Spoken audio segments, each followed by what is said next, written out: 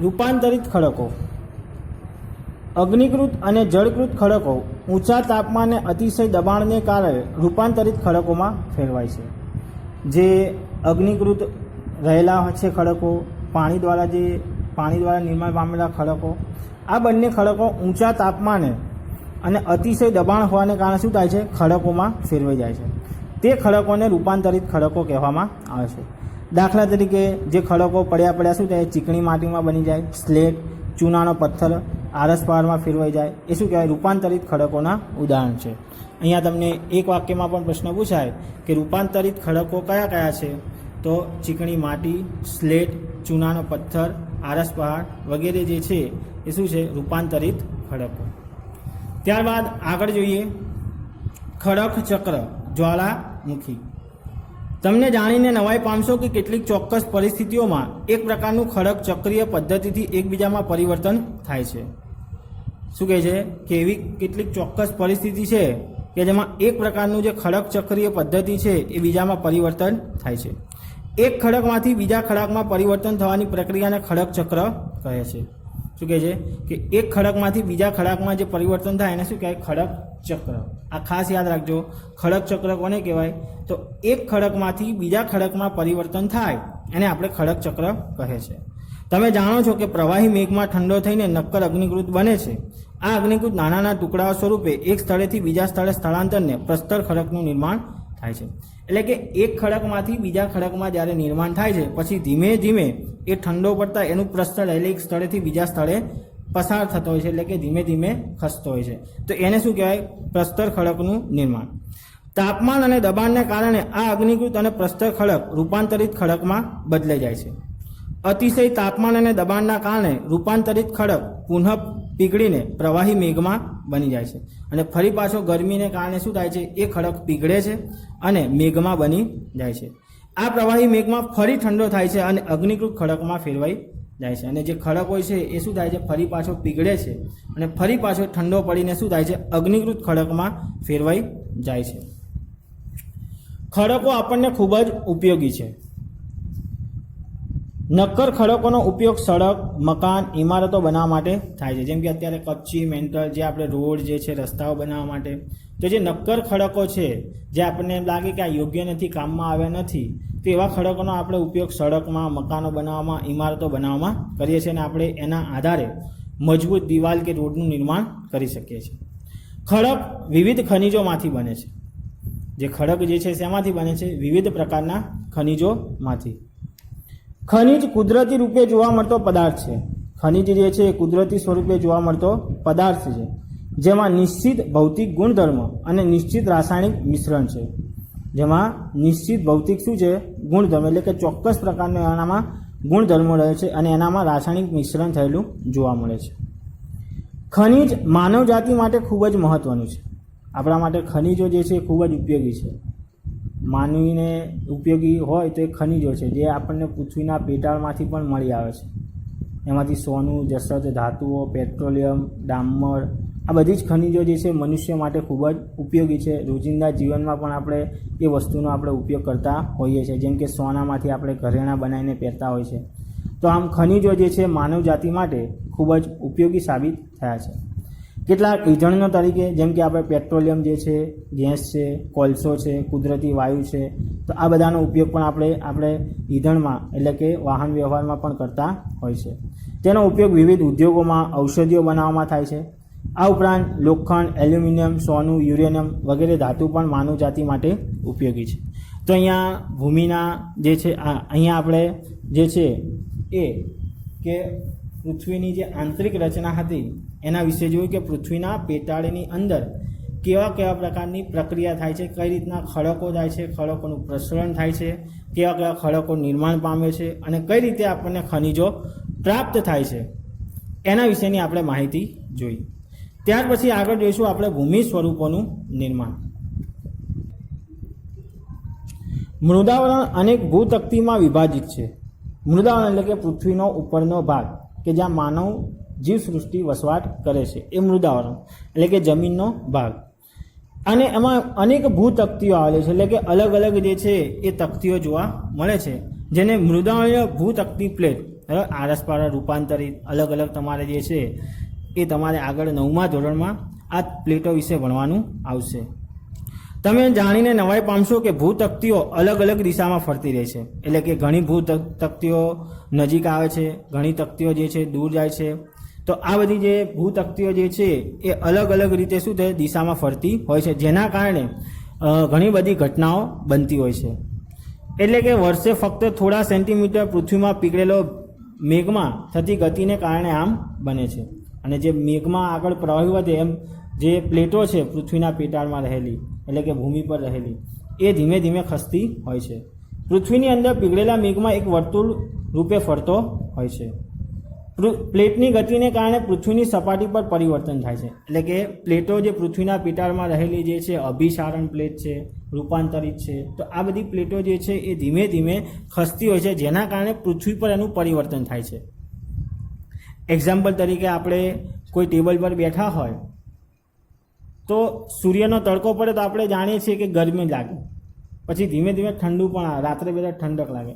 એમ પૃથ્વીના પેટાળની અંદર પણ જે મેઘમાં છે એ મેઘમાના ભૂરસને કારણે જે પ્લેટો છે, પ્લેટો શું કરે છે પોતાની દિશાઓ બદલે છે, જેથી કરીને પૃથ્વી પર પણ ઘણું બધું પરિવર્તન થતું જોવા મળે છે. પૃથ્વીની ગતિઓને બળોના આધારે વિભાજિત કરવામાં આવે છે, જેના કારણે આ ગતિઓ પેદા થાય છે. તે બળ પૃથ્વીના આંતરિક ભાગમાં નિર્માણ પામે છે, જેને આંતરિક બળ કહે છે. જે બળ પૃથ્વીની સપાટી પર ઉત્પન્ન થાય છે તેને બાહ્ય બળ કહે છે. આંતરિક બળ ક્યારેક આકસ્મિક ગતિ પેદા થાય છે, વળી ક્યારેક ધીમી ગતિએ. એટલે કે પૃથ્વીના પેટાળમાં જે ઘટના બને છે એ ક્યારેક આકસ્મિક એટલે ઝડપથી પણ બનતી હોય છે અને કેટલીક ધીમે ધીમે બનતી હોય છે. ભૂકંપ અને જ્વાળામુખી જેવી આકસ્મિક ગતિને કારણે પૃથ્વીની સપાટી પર પરિવર્તન થાય છે. અને ભૂકંપ અને જ્વાળામુખી જે છે આકસ્મિક ઘટના છે કે જેના કારણે પૃથ્વી પર ઘણું બધું પરિવર્તન થતું જોવા મળે છે, ઘણું બધું નુકસાન પણ થાય છે. પણ અહીંયા એક વાત કહી દઉં કે વિદ્યાર્થી મિત્રો, જ્વાળામુખી થવાને કારણે આસપાસના વિસ્તારોમાં એમાં નુકસાન તો થાય છે, પણ જ્વાળામુખી બાદ જે કોઈ આપણને પથ્થરો મળે છે લાપીલા, તો એને યોગ્ય ઘાટ આપી શકાય છે, એની જમીન ફળદ્રુપ બને છે અને એના લાવાનું જે પાણી છે એને ચામડીના રોગો મટાડી શકાય છે. તો આમ ઘણી બધી જે કુદરતી આપત્તિ છે એ કુદરતી આપત્તિને કારણે આપણને ઘણો બધો ફાયદો થતો હોય છે. એટલે કે આપણા માટે ફાયદાકારક પણ નીવડે છે. એટલું નથી કે વિનાશકારી જ હોય, પણ સામે આપણને ઘણા બધા ફાયદાઓ પણ થતા હોય છે.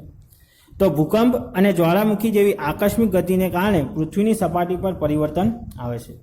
ભૂકવચ પર ખુલ્લું એક એવું છિદ્ર હોય છે કે જેમાંથી પીગળેલા પદાર્થ અચાનક નીકળે છે. જે ભૂમિ સપાટી પર જે ખુલ્લું છિદ્ર હોય છે, એટલે કે જે પૃથ્વીના ભૂગર્ભમાંથી નીકળે, પૃથ્વીના કેન્દ્રમાંથી ધીમે ધીમે ઉપર આવે છે અને પૃથ્વીની સપાટીએ શું કરે છે, છિદ્ર પાડીને જ્યાંથી બહાર નીકળે છે, તો તેનું જે ઉદ્ભવ કેન્દ્ર છે જ્યાંથી નીકળે છે સપાટીએથી, ત્યાં અચાનક તેને જ્વાળામુખી કહેવામાં આવે છે. એટલે કે જ્યાંથી નીકળે છે એને શું કહેવાય, જ્વાળામુખી કહે છે. આ મૃદાવણીય ભૂતકતીની પ્લેટો ગતિશીલ પૃથ્વીની સપાટી પર કંપન કરે છે. આ કંપન તેના કેન્દ્રની ચારે બાજુ કરે છે. આ કંપનને શું કહેવામાં આવે છે, ભૂકંપ. ભૂકવચની નીચે જે સ્થાન કે જ્યાં કંપનની શરૂઆત થાય છે તેને ઉદ્ગમ કેન્દ્ર કહેવામાં આવે છે. આ કંપન ઉદ્ગમ કેન્દ્રના બહારના તરફ તરંગો રૂપે ગતિ કરે, એટલે કે જ્વાળામુખીઓ તો ધીમે ધીમે શું કરે છે, બહાર નીકળે છે. ઉદ્ભવ કેન્દ્રના નજીકની સપાટીના કેન્દ્ર અધિકેન્દ્ર હોય છે. અધિકેન્દ્રમાં સૌથી નજીકના ભાગમાં વધુ નુકસાન થયેલું હોય છે. અહીંયા આપણે જ્વાળામુખીની જગ્યાએ આપણે દિવાળી આવે છે ત્યારે આપણે અમુક માટલા કોઠી કે કરીએ છીએ, તો એમાં કેવી એકદમ પ્રકારનું જે છે અગ્નિ બહાર નીકળતી હોય છે, કોઠી થતી હોય, તો એનું જે ગલ પડતા હોય છે નીચે આજુબાજુ વિસ્તારમાં શું હોય છે, તો કે એના આસપાસના વિસ્તારોમાં જે છે એ વધારે તરંગો જોવા મળે છે. અને એના નજીકના કેન્દ્રમાં અધિક કેન્દ્ર હોય છે, એટલે કે એની આસપાસ વધારે પડ્યા હોય છે. અમુક જે અગ્નિકૃત ખડકો જે છે એ થોડા છૂટા છવાયા હોય છે. અને અધિકેન્દ્ર અંતરથી વધવાની સાથે ભૂકંપની તીવ્રતા ધીરે ધીરે ઓછી થતી જાય છે. ભૂકંપની વાત કરવામાં આવે તો ભૂકંપમાં પણ એ રીતનું હોય છે કે જે જગ્યાએ ભૂકંપ ઉદ્ભવ્યો હોય ત્યાં એનું પ્રમાણ વધે, એટલે કે એની અસર વધારે જતી હોય. જેમ જેમ આગળ જઈએ તેમ તેમ એની અસર કેવી થતી જાય છે, ઓછી થતી જોવા મળે છે. ઉપરાંત ભૂકંપની આગાહી સંભવ નથી, એટલે કે આપણે ભૂકંપની આગાહી કરી શકતા નથી ક્યારે આવશે એવું. પરંતુ જો આપણે પહેલેથી સાવચેતી રાખી હોય તો આપણે ચોક્કસપણે ઘટાડી શકીએ. પરંતુ જો આપણે સાવચેતી રાખી હોય તો આપણે તેને ઘટાડી શકીએ છીએ.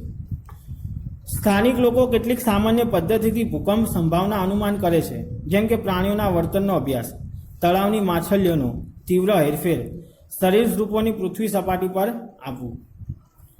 ત્યાર પછી આવશે મુખ્ય ભૂમિ સ્વરૂપો, એટલે કે ભૂમિ પરના જે ભૂમિ સ્વરૂપો છે તે આપણે આ ભૂમિની આંતરિક રચના વિશે વાત કરી.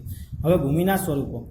ઘસારણ એ ધોવાણ, પરિવહન અને નિક્ષેપણ જેવી પ્રક્રિયા દ્વારા ભૂમિ સપાટી સતત બદલાતી રહે છે. એટલે કે પૃથ્વી પર જે કોઈ ધોવાણ થાય છે એના કારણે ઘણું બધું બદલાતું રહે છે. પૃથ્વીની સપાટી પર ખડકોના તૂટવાથી ઘસારણની ક્રિયા થાય છે. ભૂસપાટી પર જળ, પવન અને હિમ જેવા વિભિન્ન ઘટકો દ્વારા થતા ક્ષયને ઘસારણ કહીએ છીએ. પવન, જળ વગેરે ઘસારણયુક્ત પદાર્થો એક સ્થળેથી બીજા સ્થળે લઈ જાય છે તેને પરિવહન કહે છે.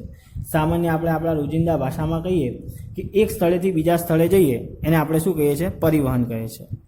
અને પદાર્થોનું અન્યત્ર નિક્ષેપણ કરે છે. ઘસારણથી નિક્ષેપણ સુધીની આ પ્રક્રિયા પૃથ્વીની સપાટી પર વિભિન્ન સ્વરૂપ નિર્માણ કરે છે. એટલે કે પૃથ્વી પર જ્યારે નિક્ષેપણ જેવા ઘસારણ જેવી પ્રક્રિયા થાય છે ત્યારે અમુક જગ્યાએ જે છે એ સપાટીનું ભૂમિ સ્વરૂપનું નિર્માણ થાય છે. એટલે એક જગ્યાના કણ બીજી જગ્યાએ થાય છે. એક્ઝામ્પલ તરીકે આપણે ઘરમાંથી કોઈ કોથળો ખેંચીને લઈ જઈએ તો જમીન ઉપર જે કોઈ ધૂળ કે ચોંટેલી હોય છે તેની સાથે સાથે બીજા અન્ય વિસ્તાર સુધી ફેલાતી હોય છે.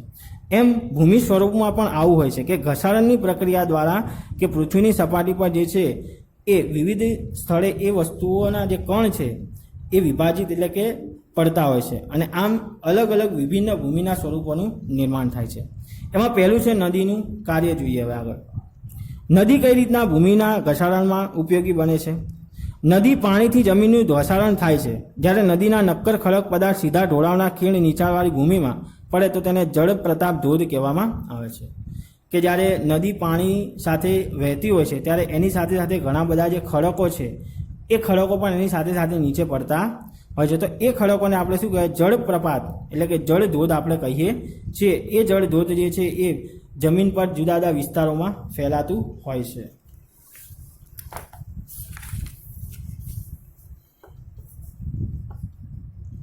જ્યારે નદી મેદાનના ક્ષેત્રોમાં પ્રવેશ કરે છે ત્યારે તેનો વળાંક માર્ગ પર વહેવાનો હોય છે. એટલે કે જળ ધોધ સ્વરૂપે જ્યારે નદી જમીન પર આવે છે ત્યારે શરૂઆતમાં જે છે એ શું કરે છે? તો કે વળાંકવાળો માર્ગ પસંદ કરે છે. એટલે કે એની જાતે રસ્તો કરીને પાણી આગળ વહે છે. નદીના આ મોટા વળાંકને સર્પાકાર હોય છે. એટલે કે નદીનો જે પાણીનો વહેવાનો માર્ગ છે એ કેવો છે? સર્પ આકારનો, એટલે સાપ જેવો. નદીના આ મોટા વળાંકને સર્પાકાર વહન માર્ગ કહેવામાં આવે છે. ત્યારબાદ સર્પાકાર વહન માર્ગના કિનારા પર સતત ઘસારણ અને નિષ્પેષણ થાય છે.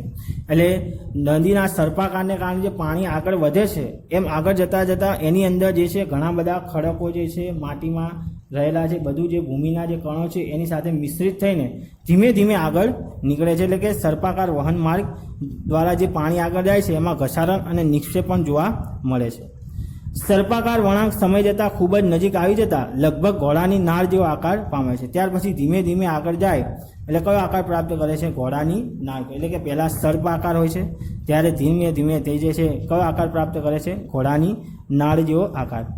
આ અવસ્થામાં જ્યારે નદીમાં પૂર આવે ત્યારે નિક્ષેપણમાં વળાંકમાં વચ્ચેના ભૂમિ ભાગો નદી પ્રવાહથી કપાઈ જાય છે. નદી તેના લાંબો માર્ગ છોડીને સીધો માર્ગ ગ્રહણ કરે છે અને જે પોતાનો જે લાંબો માર્ગ છે એ છોડીને શું કરે છે? સીધો માર્ગ પસંદ કરે છે. નદીના છોડેલા નળાકાર ભાગમાં પાણી વહી જાય છે. તેને નાળાકાર સરોવર કહેવામાં આવે છે. એટલે કે નદીએ છોડેલું જે પાણી છે એ પાણી શું કરે છે? તો કે નાળાકારના ભાગમાં વહી જાય છે. એટલે તેને શું કહેવાય? નાળાકાર સરોવરમાં સરોવર કહેવામાં આવે છે. ક્યારેક નદી પોતાના કિનારાથી બહાર વહેવા લાગે છે. એટલે કેટલીક વખત નદી જે છે કિનારામાંથી પાણીની બહાર આવે છે. પરિણામે શું થાય છે કે નજીકના વિસ્તારોમાં કાપ અને અન્ય પદાર્થોનું નિક્ષેપણ થાય છે. એટલે કેટલીક વખત નદી જે છે પોતાના કિનારાની બહાર આવે છે તો પોતાની પાસે રહેલા જે કાપ જે છે એ કાપ અને નિક્ષેપણ શું કરે છે? બીજા અન્ય વિસ્તારમાં શું કરે છે? પહોંચાડે છે. એને શું કહેવામાં આવે છે? પૂરના મેદાન. એટલે કે નદીના કિનારાનું પાણી આસપાસના વિસ્તારોમાં જ્યારે જાય છે ત્યારે એ પોતાના કાપ જે છે બીજા વિસ્તારોમાં પહોંચાડે છે.